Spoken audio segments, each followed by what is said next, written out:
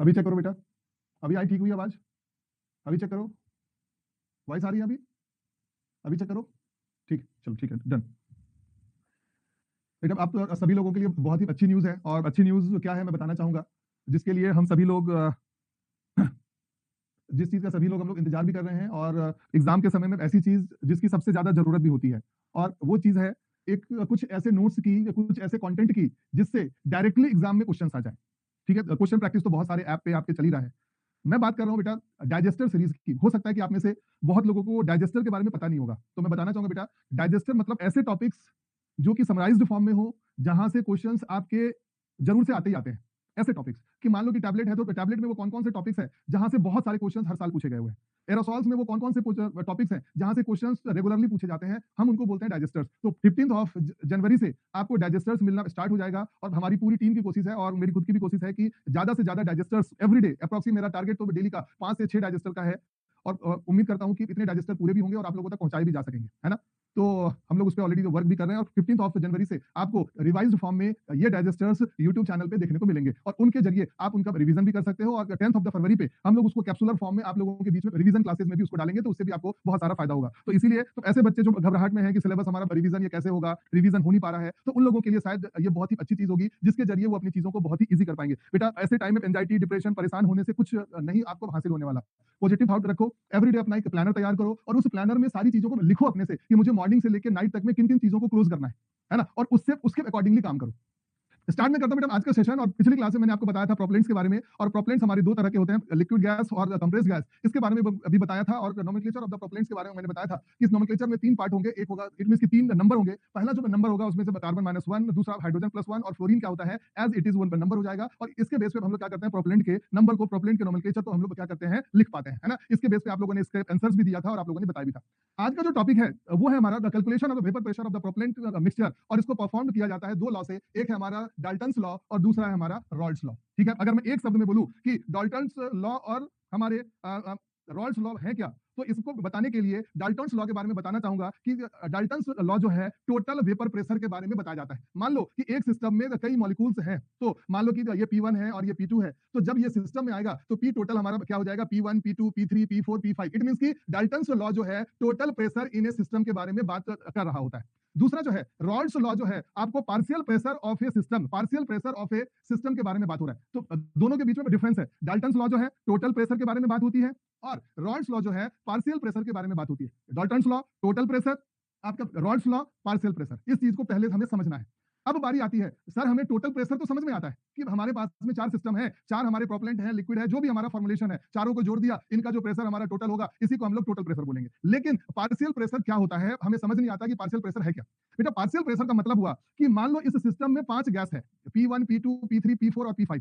उनमें से किसी इंडिविजुअल का जो प्रेशर हो रहा है, इंडिविजुअल मतलब कि हम बात कर रहे हैं पार्शियल की। एक हो गया टोटल प्रेशर, एक हो गया पार्शियल प्रेशर। पार्शियल प्रेशर का मतलब हुआ कि अगर एक कंटेनर में 5 तरह के गैसेस हैं, तो उनमें से एक इंडिविजुअल का जो प्रेशर होगा that is known as the partial pressure. तो रॉल्स लॉ को समझने से पहले हमें पार्शियल प्रेशर के बारे में समझना होगा, और साथ ही साथ मोल फ्रैक्शन के बारे में भी समझना होगा। अगर हमने इन दोनों को समझ लिया तो मतलब रॉल्स लॉ हमारा आराम से क्लियर हो जाएगा। तो आइए हम लोग इन दोनों के बारे में पहले समझते हैं कि आखिरकार पार्शियल प्रेशर क्या होता है और मोल फ्रैक्शन होता क्या है। पार्शियल प्रेशर मतलब होता है the pressure exerted by the individual compound. ध्यान से देखना, अभी जो मैंने जो बात बताई है, ऐसा प्रेशर जो इंडिविजुअल कंपाउंड के द्वारा लगाया जाएगा एक मिक्सचर में, एक सिस्टम में। मान लो एक सिस्टम में हमारे 3-4 गैसेज हैं, 5 गैसेज हैं, इन पांचों में से जो इंडिविजुअल का जो प्रेशर, मान लो कि हमें इसका कैलकुलेट करना है, तो P1 का पार्शियल प्रेशर का मतलब हुआ एक इंडिविजुअल जो गैस होगा, उस पर्टिकुलर इंडिविजुअल कंपाउंड का क्या प्रेशर होगा, यही डिटरमाइन हमारा करता है पार्शियल प्रेशर के बारे में। अब आते हैं बेटा हम लोग मोल फ्रैक्शन होता क्या। मोल फ्रैक्शन है ना, मोल फ्रैक्शन का मतलब हुआ amount of mole of A compound in the mixture divided by the total moles of the all the compound.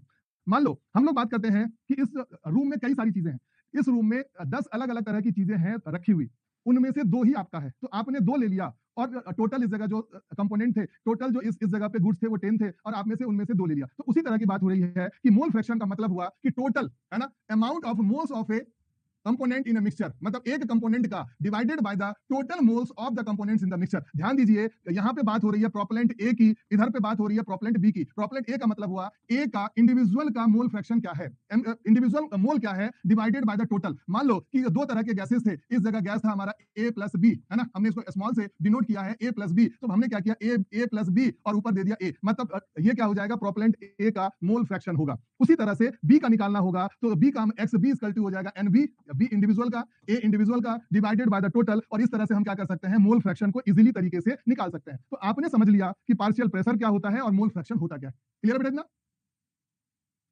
Clear है बेटा इतना? ओके है बेटा इतना? Dalton's law, total vapour pressure, Rawls law, partial vapour pressure की बात हो रही है। पार्शियल वेपर प्रेशर हमारा क्या होता है, pressure exerted by the individual component, है ना, जो इंडिविजुअल कंपोनेंट के द्वारा जो प्रेशर एक्सर्ट किया जाएगा, that is known as the partial vapour pressure. Mole fraction का मतलब क्या हुआ, individual divided by the total, individual divided by the total. इस तरह से हम इसका मोल फ्रैक्शन को निकाल सकते हैं। एक नहीं, 4 बार बता चुका। डाल्टन्स लॉ का मतलब होता है total pressure, total vapour pressure of the system is defined by the Dalton's law. Rawls law में पार्शियल वेपर प्रेशर को हम लोग डिटरमाइन करते हैं। पार्शियल वेपर प्रेशर का मतलब क्या होता है, पार्शियल वेपर प्रेशर का मतलब होता है किसी इंडिविजुअल गैस का प्रेशर उस पूरे सिस्टम में। और इस चीज को आपने सीखा, और साथ ही सीखा आपने मोल फ्रैक्शन क्या होता है, क्योंकि रॉल्स लॉ को जानने के लिए हमें पार्शियल वेपर प्रेशर और मोल फ्रैक्शन इन दोनों का नॉलेज हमें होना चाहिए। ऐसा मैं इसलिए बोलता हूं क्योंकि इस लॉ के अकॉर्डिंग देखिए है क्या, Rawn's law states that the partial vapor pressure of each the component in the ideal liquid mixture is equal to the vapor pressure as the pure substance multiplied by the mole fraction in the liquid। अब इस formula को आप इस जगह पे देखोगे कि partial vapour pressure of the each component is equal to mole fraction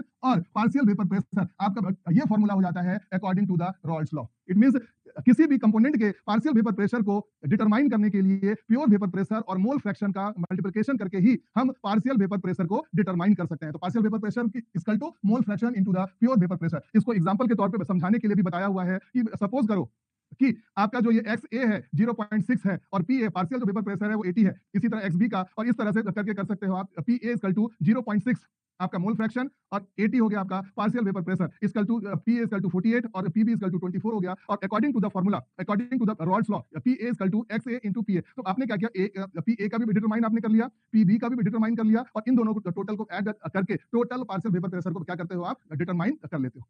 आया बेटा ये सबको समझ में? क्लियर है सबके लिए ये चीज? Dalton's law and Rawls law, ठीक है? तो इसको एक बार और से सुनिएगा, है ना? चलो ठीक है, नेक्स्ट आते हैं बेटा हम लोग वॉल्व और एक्टिवेटर को। बहुत बार मैं बता चुका बेटा, ये इसमें कुछ भी नहीं है, बहुत ही सिंपल से 2-3 डिफिनेशंस हैं।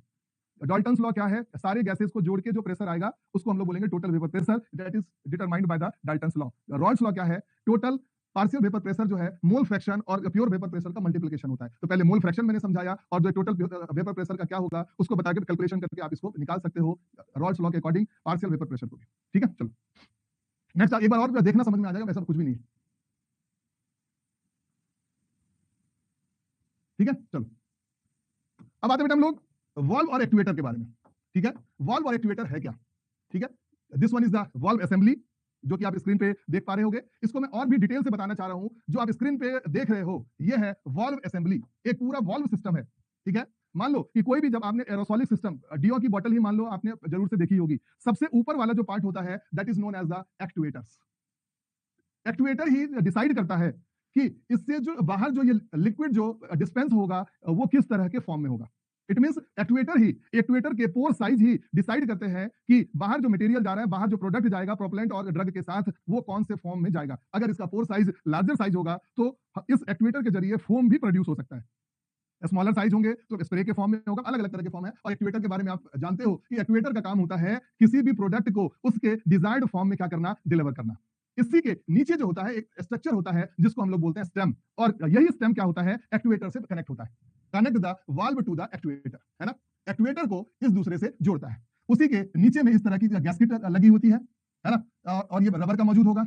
उसके नीचे के फॉर्म में ये स्प्रिंग होगा लगा हुआ। स्प्रिंग के बाहर में कुछ इस तरह की सील होती लगी हुई है। आपने अगर डीओ की बोतल को खोली होगी तो देखना कि जो कंटेनर का सबसे ऊपर वाला जो पार्ट होता है, ऊपर से बाहर के साइड से क्या रहता है, एक लीड जैसी निकली रहेगी और नीचे से पूरी तरह से ये सील्ड आउट होता है ना। इसको हम लोग बोलते हैं cup with float in the gasket. इसके नीचे हाउसिंग होता है। अब हाउसिंग देखो स्टेम के जस्ट स्टेम को उल्टा जैसा स्ट्रक्चर अगर आप ये कर देते हो तो इसी को हम लोग बोलते हैं हाउसिंग। और आखिरी में है हमारा ये डिप ट्यूब, जिसके जरिए जो भी कंटेनर्स में हमारा प्रोडक्ट होगा इसी डिप ट्यूब के जरिए क्या होता चला जाएगा, एक्चुएटर से होकर आर के बाहर चलाएगा। इट मींस ये पूरी असेंबली एक दूसरे से जुड़ी हुई है, पूरी की पूरी असेंबली एक दूसरे से जुड़ी हुई है। सबसे ऊपर वाले पार्ट को हम लोग बोलेंगे एक्चुएटर, दूसरे को हम लोग बोलते हैं स्टेम, ये हमारा मेन पार्ट होता है। और नीचे भी अगर हम लोग देखेंगे तो माउंटिंग कप और हाउसिंग जो है ये दोनों भी हमारे क्या होते हैं, मेन पार्ट होते हैं। गैस्केट और स्प्रिंग इसके साइड में लगा हुआ रहेगा और ये पूरी असेंबली मिलके एक वॉल्व का फॉर्मेशन करती है। और यही वॉल्व क्या होता है, ड्रग को हमारे कंटेनर से बाहर तक लेके जाने में क्या करता है, हेल्प करता है। क्लियर है ये चीज, है ना। अब ये किस चीज का बना हुआ होगा, स्प्रिंग। जब भी हम इसको प्रेस करेंगे और प्रेस करके जब हम रिलीज करेंगे तो फिर से अपने पोजीशन में चलाएगा। स्प्रिंग स्टेनलेस स्टील का बना हुआ होता है। गैस्केट, कल की क्लास में भी मैंने बताया था कि गैस्केट का काम होता है किसी भी तरह के एयर के लीकेज को कंट्रोल करने का। जिस तरह से प्रेशर कुकर में गैस्केट जो लगा हुआ होता है इंटरनल जो स्टीम होती है उसको बाहर जाने से रोकता है, सेम उसी तरह से गैस्केट का भी काम होगा कंटेनर के पूरी तरह से सील करने का। ठीक है। स्टेम जो होगा बना हुआ होता है नायलॉन का, डेर्लिन का, स्टेनलेस स्टील का। एक या एक से ज्यादा ओरिफिस होंगे, अंदर से पूरी तरह से होलो होता है और इसका ओरिफिस जो साइज हो सकता है 0.013 से लेके 0.030 इंच के आसपास। तो स्टेम को भी देख जाना। नेक्स्ट आता है बेटा हम लोग फेरुल या माउंटिंग कैप। ठीक है, फेरुल या इसी को हम लोग माउंटिंग कैप भी बोलते हैं और इसी को फेरुल भी बोलते हैं। और फेरुल ही हमारे कंटेनर के सबसे ऊपर वाले पार्ट में इजीली तरीके से दिखाई देता है। ठीक है, तो तुम्हें दिखाई देता हूँ, 1 मिनट होल्ड करो।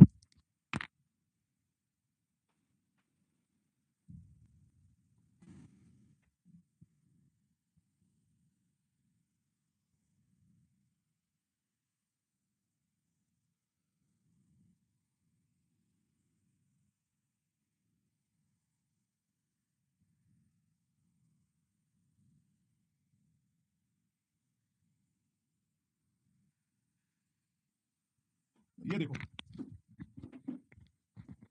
लोशन की बोतल में होता है, कहाँ होता है ये देख लो। ये वाला देखो, ये असेंबली देखो, दिस वन ऑरेंज कलर का ये दिख रहा है, ये orange. This one is the activator जो कि इसके ऊपर में आएगा और हम जब इसको प्रेस करेंगे तो अपने डिजायर्ड फॉर्म में ये डिस्पेंस होगा। ठीक है, एक्टिवेटर आपको समझ में आ गया, this one is the activator. ठीक है, इसके बाद स्टेम, ऑरेंज कलर का देखो ये स्टेम तुम्हें दिख रहा होगा, इसी के अंदर में गैस्केट लगी हुई है। स्प्रिंग आप इसको प्रेस करते हो और फिर से उसी पोजीशन पे आ जाता है, तो just due to the stem. ठीक है, ये वाला जो पार्ट है पूरी तरह से जो सील हो रखा है ये, this one is the mounting cup, mounting cap. और इसी के अंदर उल्टा जस्ट स्टेम के जैसा ही जस्ट अपोजिट फॉर्म में आपको हाउसिंग दिखाई देगा। और ऑब्वियसली है इस कंटेनर के अंदर में जो भी हमारा प्रोपेलेंट है, जो भी हमारा परफ्यूमरी मटेरियल है या ड्रग जो है, एक पाइप के जरिए हमारा बाहर की ओर आता है ना। क्लियर है इतना। चलो, डीप ट्यूब जो है पॉलीप्रोपिलीन और पॉलीइथाइलिन का बना हुआ होता है। लेस विस्कस अगर ये सब्सटेंस होंगे तो 0.120 से लेके 0.125 इंच का होगा। अगर हाईली विस्कस है तो इसका पोर साइज और ज्यादा इंक्रीज हो जाता है, 0.195।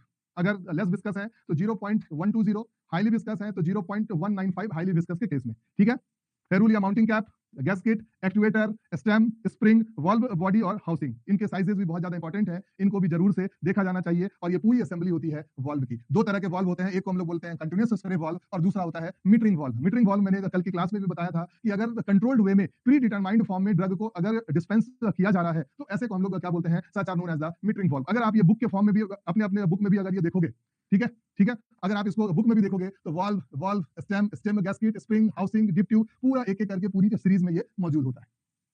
ठीक है, चलो क्लियर बेटा।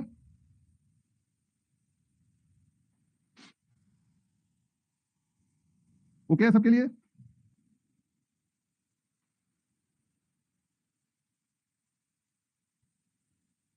ठीक है, चलो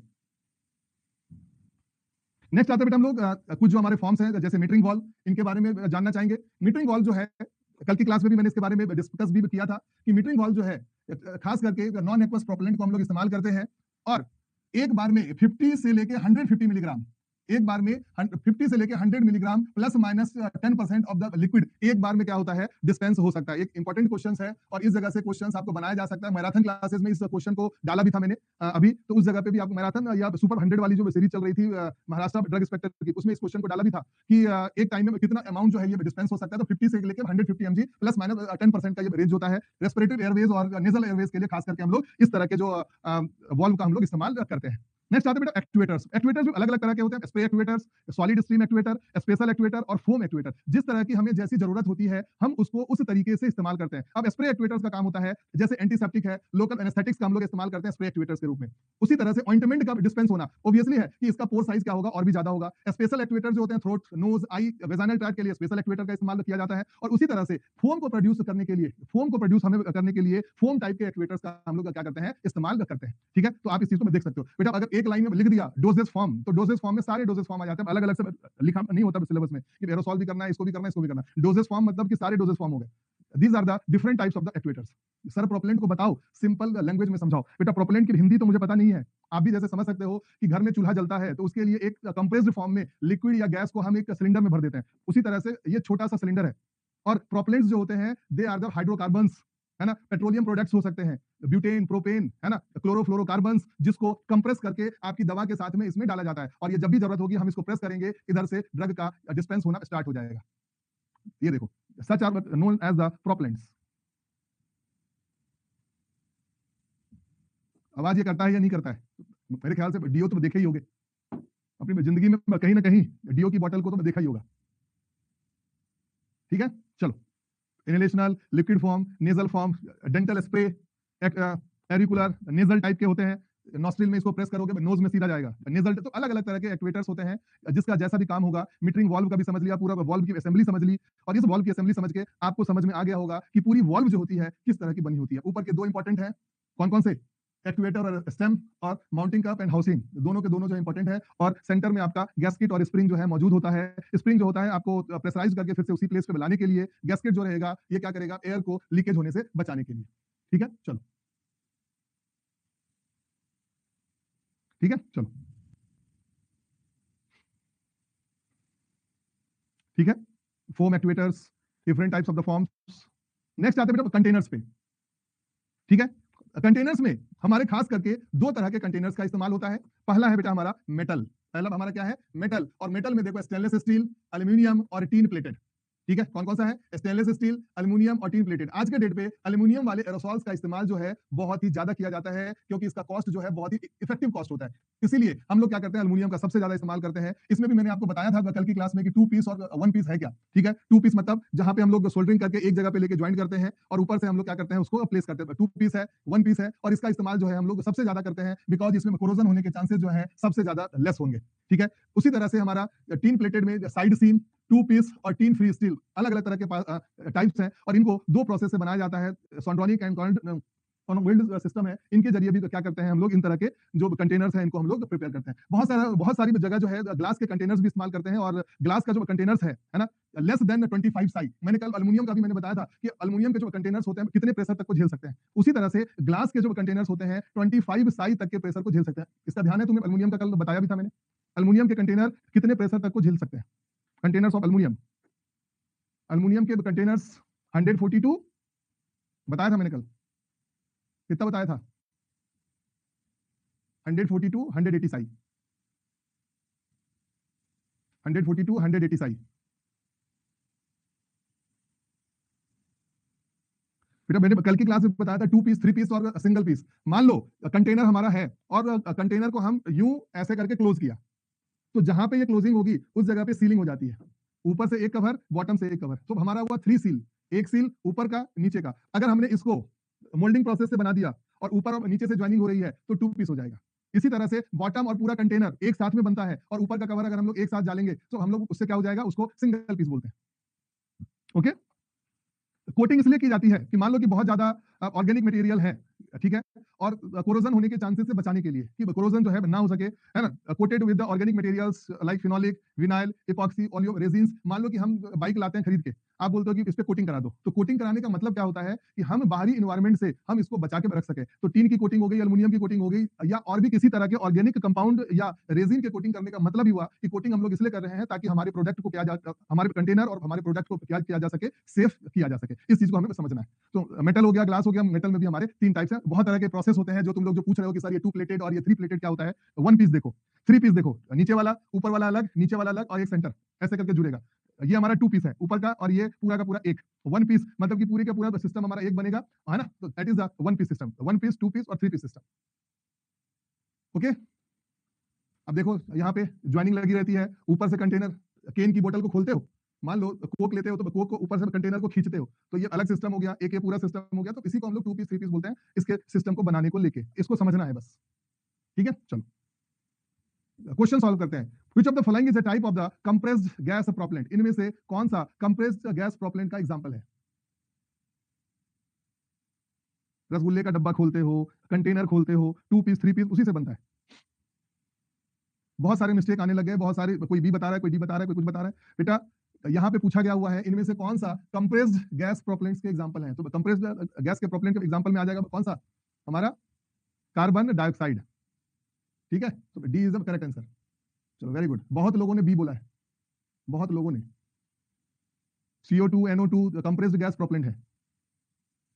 ठीक है, चलो क्वेश्चन आ जाइए। Which of the following is the common chemical name for the propellant 11 number के प्रोपेलेंट को क्या बोला जाता है? 11 नंबर के प्रोपेलेंट को क्या बोला जाता है? Trichloro monofluoromethane, dichloro difluoromethane, dichloro tetrafluoroethane, chloro pentafluoroethane. बना के देखो, बन जाएगा 11 मतलब हो गया 011।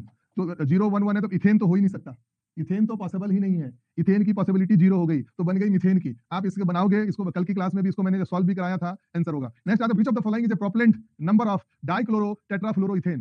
Which of the following is a propellant number of dichloro tetrafluoroethane? 114, 014, 124, 012। सही आंसर क्या होगा, जवाब दे।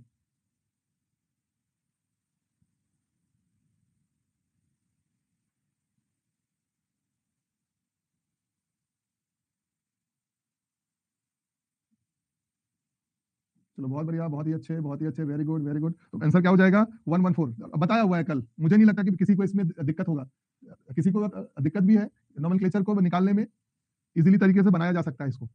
मैच ऑफ द फॉलोइंग है, aerosol for the oral use, aerosol for the topical use. Oral और टॉपिकल को अपने रिस्पेक्टिव नंबर्स के साथ में, अपने प्रोपेलेंट्स के साथ में हमें मैच करना है कि ओरल में कौन कौन सा इस्तेमाल करते हैं और टॉपिकल में कौन कौन सा इस्तेमाल किया जाता है।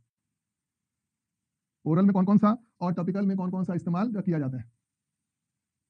कीर्ति बेटा सब होगा, क्यों परेशान हो रहे हो? मैं कोई चीज छोड़ा हूं अभी तक? हर चीज को करवाता जा रहा हूं, एनडीडीएस भी होगा, सब होगा, है ना? क्यों परेशान हो रहे हो? हर चीज करवाया जाएगा, क्यों छोड़ूंगा मैं? मुझे पता नहीं है क्या एनडीडीएस कराना है मुझे, लेकिन जो चीज अभी चल रही है बेटा उस पर ध्यान दे तो ज्यादा अच्छा है। ठीक है, तो आंसर क्या हो जाएगा हमारा? एग्जैक्टली बी, 1 का एस। ओरल यूज के लिए ट्राइक्लोरो मोनोफ्लोरोमीथेन का इस्तेमाल करते हैं, और टॉपिकल यूज के लिए प्रोपेन, नॉर्मल ब्यूटेन, उन सब का इस्तेमाल हम लोग करते हैं फॉर द टॉपिकल यूज। अगले क्वेश्चन पे आते हैं। Which of the following law is used to calculate the vapour pressure of a mixture of the propellant? Boyle's law, Dalton's law, Charles law, Avogadro law.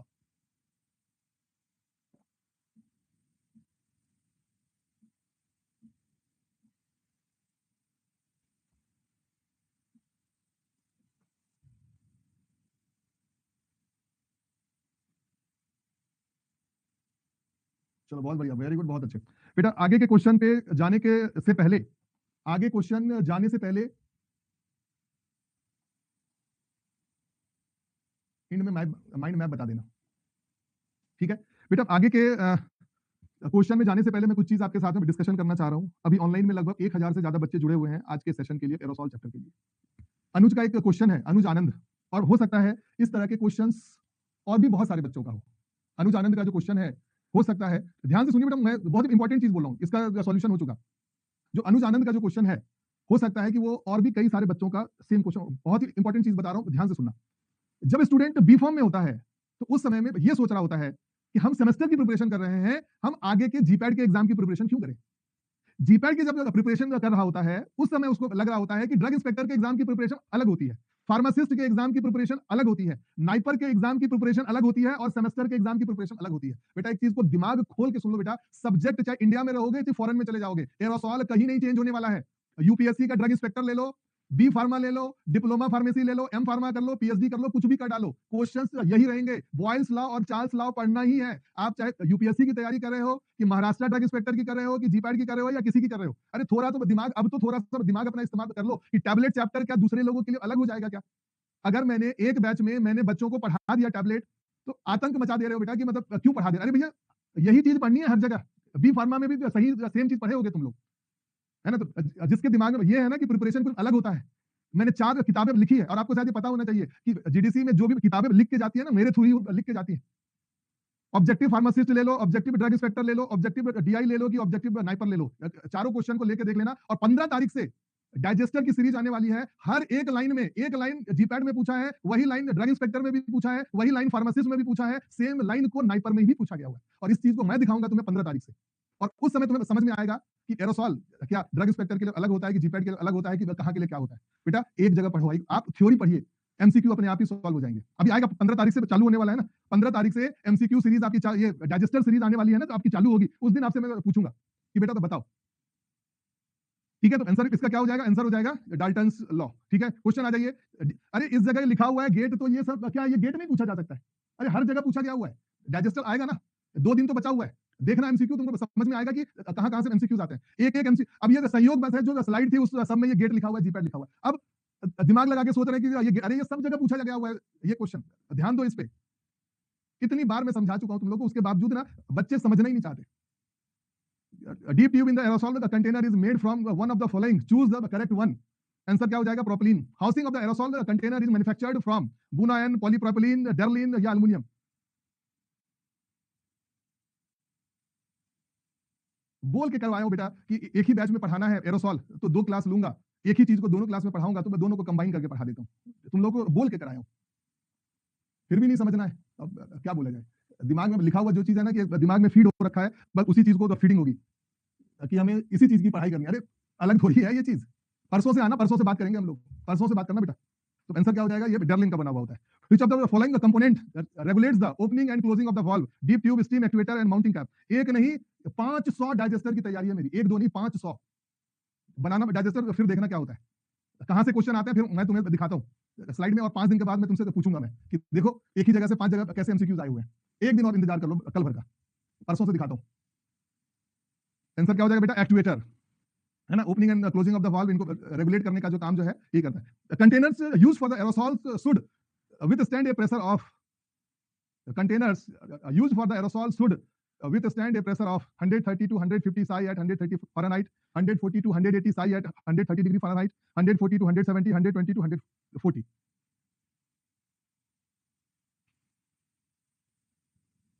मैं सब पढ़ाते समय कभी नहीं सोचता मैं कि मेरे सामने कौन सा बच्चा है, डिप्लोमा फार्मेसी का है कि बैचलर फार्मेसी का है कि एमकॉम का है कि पीएचडी का है। मेरा बस एक ही टारगेट होता है कि मैं अपने सभी बच्चों को जितना मुझे आता है, मुझे भी सारी चीजें आती नहीं है, लेकिन जितनी चीजें मुझे आती है मैं अपने बच्चों को समझा दूं। आंसर क्या हो जाएगा? वेरी गुड एवरीवन, आंसर क्या हो जाएगा? B is the correct answer. Very good, very good, very good, बहुत ही बढ़िया, बहुत ही अच्छे। 140 to 180 psi at 100 degree 130 degree Fahrenheit। What is the typical pressure limit for a system using the glass container? Glass container का limit क्या है pressure को झेलने का?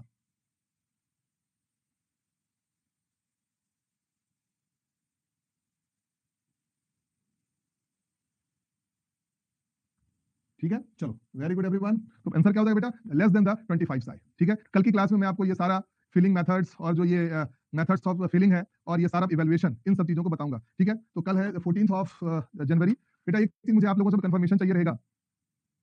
ठीक है, कल आप लोगों का हॉलीडे है क्या? कि अगर डे टाइम में मैं क्लास में लेना चाहूँ 3-4 बजे के आसपास, तो पॉसिबल है क्या ऐसा?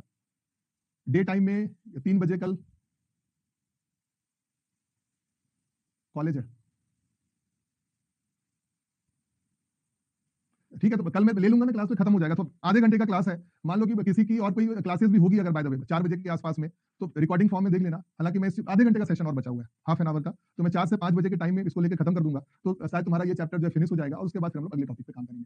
ठीक है, तो कल 4 बजे मैं क्लास ले लूंगा, हाफ एन आवर का। अगर किसी का छूटता भी है तो वो बाद में रिकॉर्डिंग फॉर्म में देख लेना, थोड़ा सा बचा हुआ है बस। ठीक है, चलो मिलते हैं बेटा फिर अगली क्लास में। All the best, thank you.